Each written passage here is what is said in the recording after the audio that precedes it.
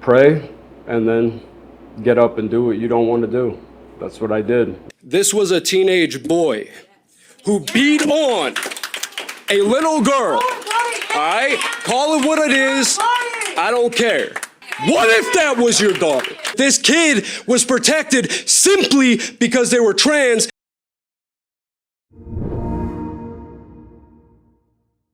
We're here in Landsdale, Pennsylvania, home of the Coffee Corner, and the owner, Yanni Lambros, who made a lot of news not too long ago, a viral clip of him speaking before the North Penn School Board. You see, we're here in the North Penn School District, and this is a school district that very recently found themselves embroiled in a controversy when a transgender boy, pretending to be a girl, assaulted another girl in his school with a Stanley mug. It was a brutal confrontation, a lot of parents naturally upset. Yanni, an average citizen here in Landsdale, no children of his own, spoke at that school board meeting. We came here to meet him and talk a little more about the incident, his feelings about the school district, being a business owner in the community, and having his own children in the future. My name's Yanni Lambros. The name of the restaurant's Coffee Corner, and been here under my ownership for almost 5 years now. The community of Landsdale, as you drive through this place, I see the street, Main Street, lined with pictures and names of veterans. I was struck by that as we came in here today. This really strikes me as a very tight community and a very patriotic community, Landsdale. I feel like it used to be, but over the past 10 years or so, it's kind of been shifting, less patriotic, but there's still a lot of patriotic people here. I don't want to come off the wrong way, but there is a lot of people moved in over the years pushing the progressive agenda. I remember even a few years ago, they wanted to spray paint the BLM or do the pride flag stuff. There was some controversy over the drag queen library reading to kids thing, stuff like that. So I mean, it's been changing. Your family's been a business presence in some capacity in this community now for a while. Yeah, yes sir. Decades? Mm-hmm. So over those decades, you've seen the culture change dramatically. Yeah. You grew up in this community. Mm-hmm. Yeah. Yeah. What would you say you describe it as when you were a kid growing up in Landsdale? I feel like when I was a kid in Landsdale, it was a little bit more tight-knit than now. Also, I feel like there was more common sense. There was more family values. There was a more sense of urgency. People paid more attention to detail. As far as keeping the community clean, helping each other out, definitely seemed like there was more cooperation back then as well. But traditionally it was conservative in the past, in my childhood.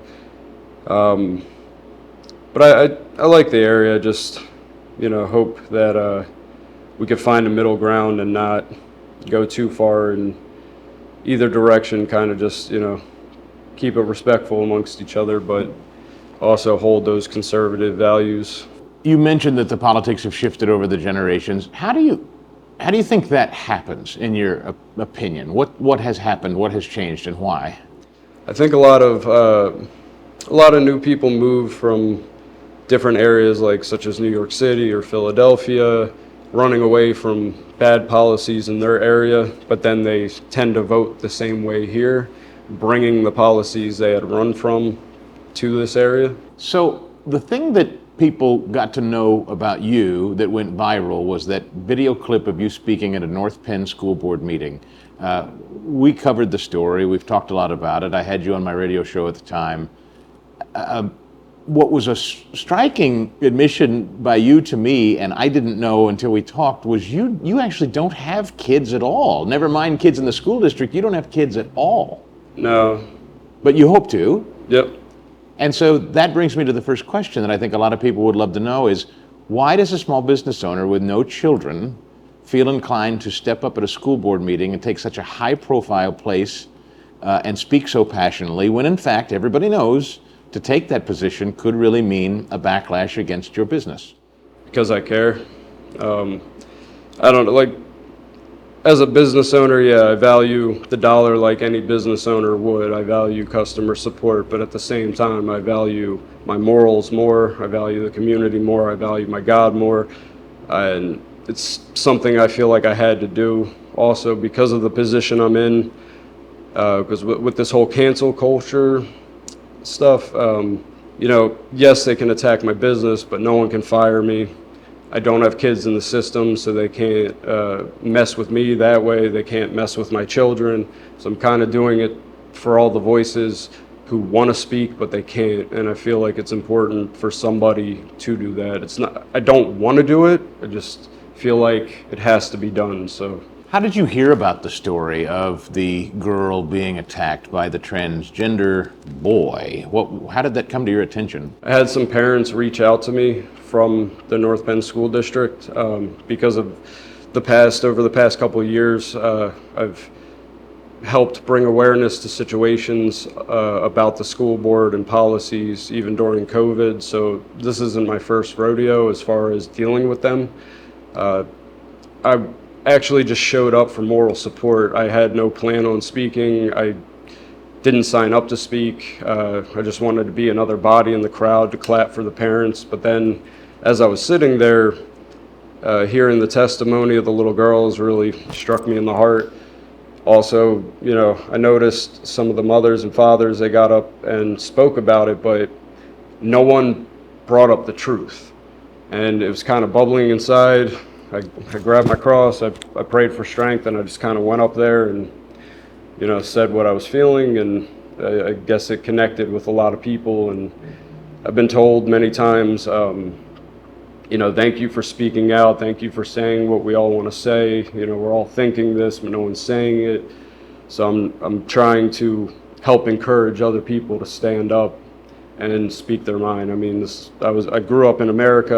I was taught the importance of freedom of speech, and I value that. Whether people get mad or not, I believe that everyone has the right to speak their mind and speak the truth. I don't think it's right to shut people down or threaten their jobs, threaten their livelihood, threaten their children just because they disagree with you or just because they have common sense and they're trying to call something out. There are so many on school boards and in a community like yours that will clam up and say, well, I agree with Yanni, but I don't want anything to do with that. That'll cause me trouble at the office, or that'll cause me trouble in the community. The response since has been what for you? Because I think, in my opinion, you correct me if I'm wrong, maybe we make a little too much out of the backlash? Maybe we're a little too afraid? I'm sure there's some, but is it as bad as you imagined it could have been? No, actually, I've had more backlash previously than right now. I mean, very, very recently, 2 or 3 internet trolls that are the same trolls that have been trolling people for the past 4 or 5 years started making comments, but a lot of parents were shutting them down because they see past the agenda. I think people need to take a stand. That's kind of why I went first, to show people, hey, you'll be all right. I didn't have anyone threaten my business this time. I didn't have fake reviews this time like in the past. Nothing but love and support. And that's why I'm doing it, for the community and for all those who have the illusion that they can't speak their mind, they can't say something. They can. And I personally think if we all stand together, how are they going to threaten your job? How are they going to threaten your child, your livelihood? But if we stay scared and we stay separated and we show weakness that way, they will attack. They will mess with you. I think people just need to stand up, get together, especially more men need to talk about it. In the past too, I had a friend, very brave friend. He lost his job. He had a good job over not wanting to take the vaccine and wear the mask. And I helped him find another job through a friend who owns a construction company, and they had a good run for years. I think now they parted ways, but they stayed working together for at least 3-4 years. That's the point, Yeah, maybe you could lose your job, but is it worth losing your morals? Is it worth your soul? Is it worth, the regret you may face 20, 30 years from now, looking back and saying, I didn't do anything when I should have? Talk to me about your faith. You said you grabbed your cross before you stood up and spoke. People of faith, your faith, Why is it important to you, and do you believe it's important that people of faith, maybe even clergy, wade into these issues in their communities? I do. I believe in Jesus. I believe, in goodness, and we all make mistakes in life. We all sin in life, but if we try to follow the principles that are taught, I think it leads to a better life. I think kindness goes a long way. And yes, I think that more churches should speak against this instead of kind of trying to conform. That's not what it's about. And I'm not a religious scholar or anything. I try to learn the best I can. I'm always working on Sundays, so unfortunately I don't get to make it to church very often. But from my understanding is you have to be brave during times of adversity when a lot of people can't see what's happening or they're too afraid to say. And that's the way of Jesus. Like, no one can take the amount of pain Jesus took. No one can deal with that, but it's our duty, especially as men, to take as much as we can and do the right thing. As far as, yes, it might feel uncomfortable, even right now talking to you. I don't like public speaking. I always get nervous, but it's something I have to do to help. That's where I'm coming from. What's been the reaction in this community to what's gone on? You've gotten a lot of attention, and I know you didn't go into that meeting aiming for attention, I'm sure. In fact, you've just said you don't like the attention, but nevertheless, you got it. That clip went viral. So what's happened since?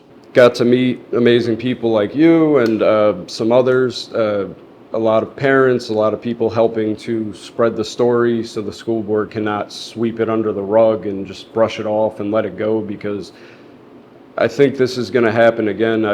Like I said, I've gotten a lot of support. I've had teachers come to the restaurant and say, thank you for saying what you said. Please don't mention our names because of our job, but thank you. Same with parents, students, and I've had people calling from Philadelphia after they heard the first interview on your show saying thank you. We had people, a couple people drove from New Jersey just to get something to eat, give me a hug and say thank you. So like I said, nothing but love. And if I had to do it again, I'd do it 1,000 times over. Whether I got backlash or not, again, it comes down to me, what's the right thing here, The school board overall so far has dealt with this how? Has there been a reaction? Do you think policy will change or not yet? I think the school board is doing what they normally do. They're kind of being vague. They seem like they've been trying to hide things. Also, they're shifting away from the actual policy and the actual agendas that they're pushing that caused this to happen in the first place. And they're trying to bring it back towards just like a total recall on all safety procedures and policy. It's not just about the safety procedures and policy, it's about the agenda. This child who attacked the little girl, he shouldn't have been at that school to begin with. He was kicked out of other middle schools. I heard he got like 35 or 37 disciplinary actions against him. He went to alternative school and then they put him back in that school, and within 3 days he attacked that little girl. I also believe that the actions of this child are, in a way, on the school district and the school board for putting him in a protected class. I feel like that emboldened this child to act out while thinking there will be no repercussions because of his, how do I word it? Because of him being trans. So even when he was at the arraignment, he swung a jug of water at the deputy. Why would somebody do that? Like, if you thought you were in big trouble, I remember as a child, if I would have thought I would be in big trouble, I would sit there and I would shut up and I would, pray that I get through it. This kid apparently was emboldened enough to try to swing on a deputy like nothing's going to happen. So I blame the school board for that. I blame the policies and their actions for allowing this type of behavior. So you're not a parent. You hope to be. I met your wife. If you continue to call Landsdale home, and I assume that you will, and your business continues to grow and thrive, this will be your home. When you have children, do you see that this environment will change? Is that what you're working toward now? Or do you imagine that maybe you would raise your children in a different educational environment if and when you have them? If it stays like this, I would not put my children in public school. But see, the thing is, I talk to a lot of people, and a lot of people have that sentiment, oh, you know, my kids are grown, or oh, I'm just going to homeschool, or I'm going to put them in private school or Catholic school or Christian school. And those are all great options, and I highly suggest them. But at the same time, there are a lot of people out there who don't have that option. They have both parents working, or they're a single parent, or they just can't afford the tuition. So, you know, we got to help them too, because children's children, you know what I mean? Like, that's the point. In my heart, it'd be hard for me to just turn the other cheek and say, oh, I'll be fine, knowing that all these other parents and all these other students are not. And that's why I'd like to fight for change either way and try to assist in guiding the community towards the right thing to do. Like, we can accept people, but at the same time, we need to bring back common sense. We need to bring back stricter policy. We need to bring back discipline, you know, because without that, society doesn't function right. I know you've heard the term universal school choice. I don't know how much you know about it, but something like 12 states have it.